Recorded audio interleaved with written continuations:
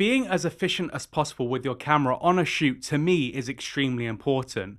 And what I mean by that is being able to navigate the settings as quickly as possible so that you're utilizing the time when you're shooting as effectively as possible.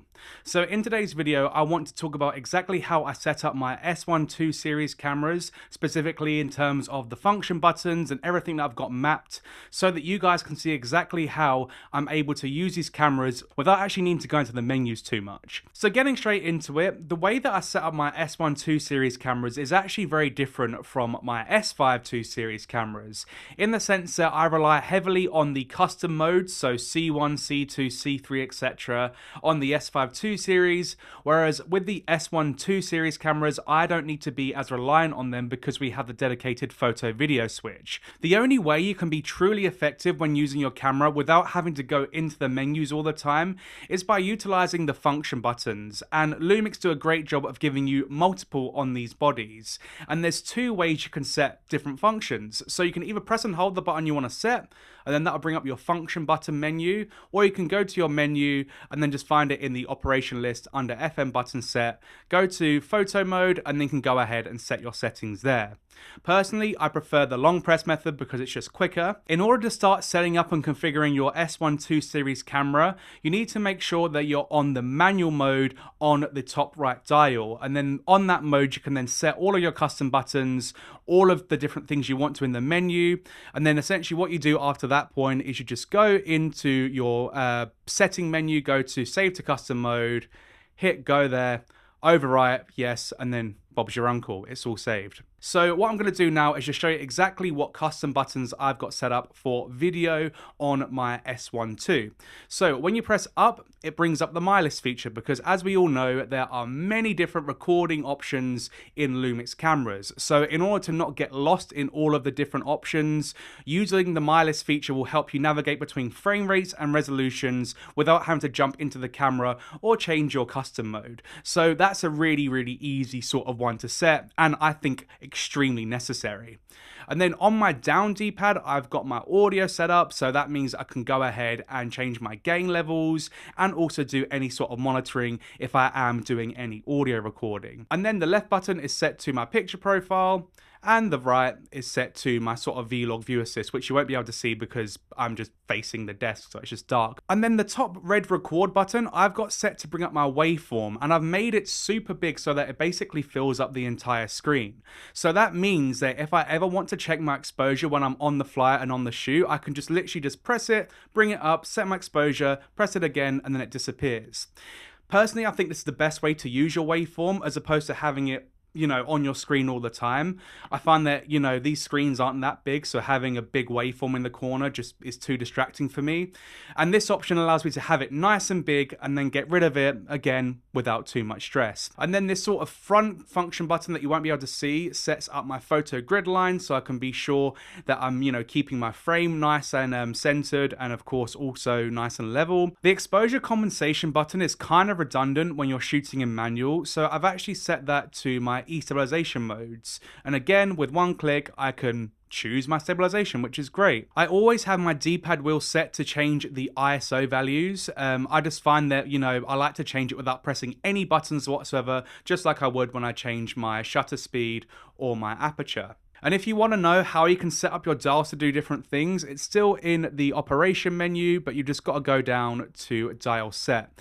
And then there you can change exactly what this back dial does, you know, anything from exposure comp, headphones, ISO, and so on. And then the ISO top button I have set to hybrid zoom, so I can toggle that on and off. But please be aware that that will only work if you're in a 4K shooting mode. So if you do set hybrid zoom to a function button and you're wondering why it's not working, it's probably because you're in 5.9K or something like that, and you need to be in 4K in order to be able to crop in. So yeah, that's basically it for my custom video button setup, if you like.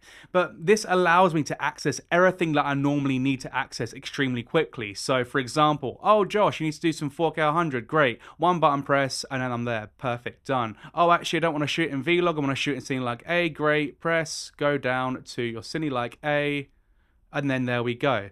I just find that everything is so easy to access like this, and as you can see, I can basically do everything that I need to without going into any menus. And speaking of menus, I actually don't use the quick menus at all on my Lumix cameras. And even though I do have mine currently set to do different things like dynamic range boost on and off, and I might every now and then go into the quick menu to access things like this, but the quick menu is where I leave the features that aren't sort of used on a daily basis, but I may need every now and then. And yeah, I probably click the quick button, I don't know, once a week. It's just not something I use too much. Again, it's one click too many for me. When I'm on a shoot, I want to be able to do one click, change the setting, and then be done. Okay, now moving on to the photo mode. So when I press left, it brings up my picture profile, just like it would do with my video setting.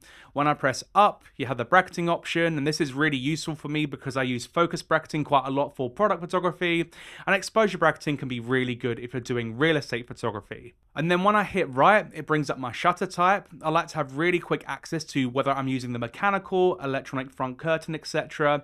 Purely because I could be going into an event space and need to be super quiet, so it's really good to be able to switch between the two if I need to. Or vice versa, I could go into an interior setting and the light bulbs might be just causing loads of banding and streaking, so I'd want to change to my mechanical shutter. Just like with video, my exposure compensation button is set to hybrid zoom, but of course this time for photo. My ISO button controls my record file format, so whether I want to shoot RAW and JPEG or just RAW or just JPEG, and this can change depending on the output of the project. And then the down button on my D-pad controls the aspect ratio. Again, that can be set depending on what the project requires. And then just like in the video mode, I have my photo grid lens set to that front function button, so I can be sure again that my framing is really good. And then it's the same story with my quick menu in the sense that I don't really use it at all for photography. Actually never, so that's still set as standard. But if you are someone that does need more than what the custom buttons give you, the quick menu will be the next best place to put them after the actual menu, or you can actually use your custom menu here and add some features if you want to.